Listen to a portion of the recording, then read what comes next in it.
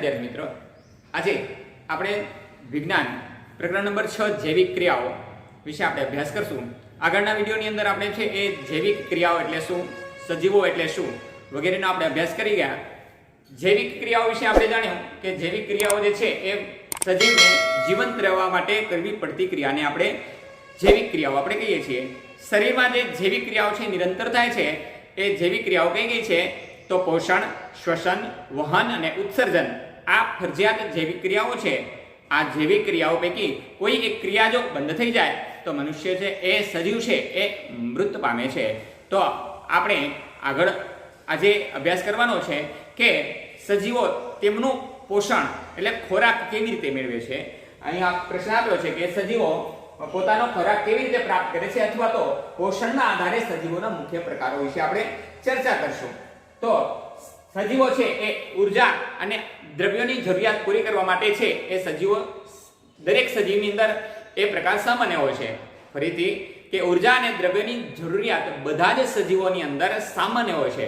એટલે દરેક સજીવને જીવન ટકાવી રાખવા માટે ઉર્જા એટલે તાકાત અને એના માટે દ્રવ્ય એટલે ખોરાકની જરૂરિયાત દરેક સજીવને પડે છે.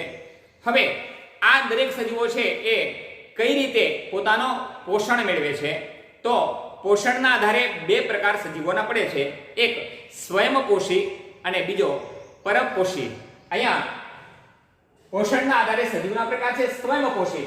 આ સજીવો સરળ દ્રવ્યો પાણી અને કાર્બન ડાયોક્સાઇડ દ્વારા અકાર્બનિક દ્રવ્યોનું છે એ ખોરાક સ્વરૂપે છે એ પ્રાપ્ત કરે છે. ફરીથી સ્વયંપોષી સજીવો કોને કહેવાય તો સ્વયંપોષી સજીવો જે છે એ સરળ પદાર્થ, સરળ દ્રવ્યો પાણી અને કાર્બન ડાયોક્સાઇડ અકાર્બનિક સ્ત્રોત સ્વરૂપે છે એ પ્રાપ્ત કરે છે. કયા સ્વયંપોષી સજીવો તો બધી જ લીલી વનસ્પતિ અને કેટલાક જીવાણુ એ સ્વયંપોષી છે.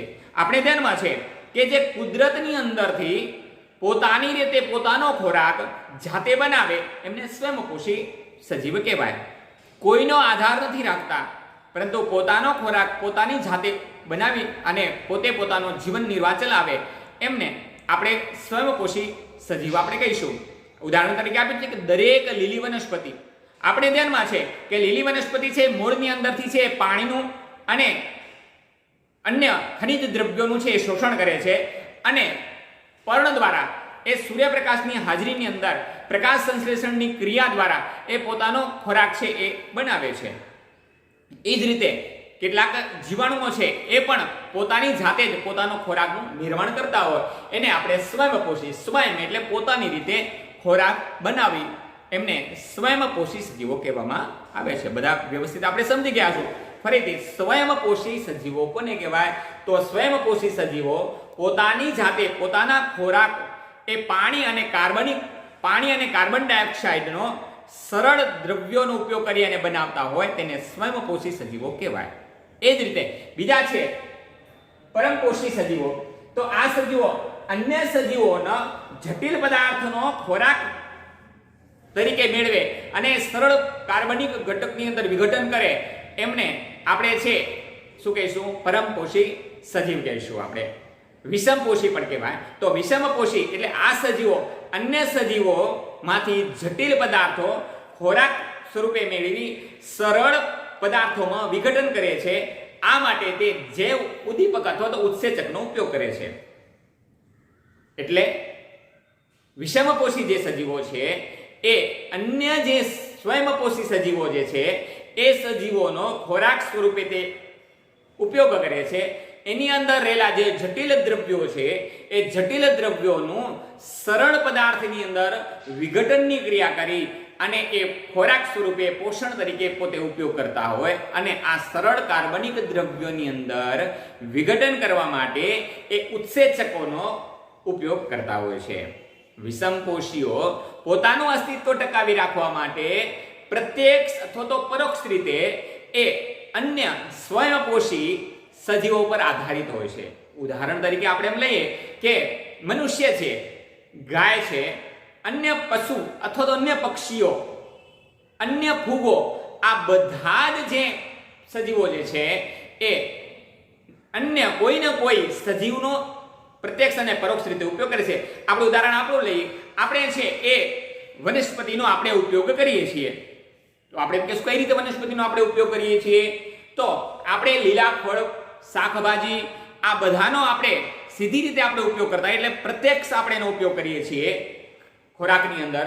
શાકભાજી છે, લીલા ફળો છે, આ બધી જ વનસ્પતિઓનો આપણે સીધી રીતે આપણે ઉપયોગ કરીએ છીએ, એટલે પ્રત્યક્ષ આપણે ખોરાક તરીકે એમનો ઉપયોગ કરીએ છીએ. એ જ રીતે આપણે જે ભોજનની અંદર આપણે રોટલી આપણે ખાઈએ છીએ, એ પણ આપણે વિચારી ક્યાંથી આવે છે રોટલી? તો રોટલી છે ઘઉંમાંથી બને છે, અને ઘઉં છે એ લીલી વનસ્પતિ છે, એટલે લીલી વનસ્પતિનો ઉપયોગ આપણે રોટલી તરીકે અથવા તો રોટલા તરીકે આપણે કરીએ છીએ. એ જ રીતે આપણે બીજો વિચાર કરીએ કે ગાયનું દૂધ આપણે ખોરાક તરીકે આપણે ઉપયોગ કરીએ છીએ. તો ગાયનું દૂધ છે એ આપણે તો એ ક્યાંથી આવે છે? તો લીલી વનસ્પતિમાંથી ગાયનું દૂધ આવે છે. તો કઈ રીતે? તો આપણે દૂધ છે એ ગાયના પેટેથી આપણે દૂધ મળે છે. તો ગાયની અંદર દૂધ ઉત્પન્ન ક્યાંથી થાય છે? તો ગાય છે એમનું પોષણ છે એ લીલી વનસ્પતિમાંથી મેળવે છે, અને લીલી વનસ્પતિ ખોરાક તરીકે ગાય ઉપયોગ કરે છે, અને એને લઈને આપણને દૂધ મળે છે.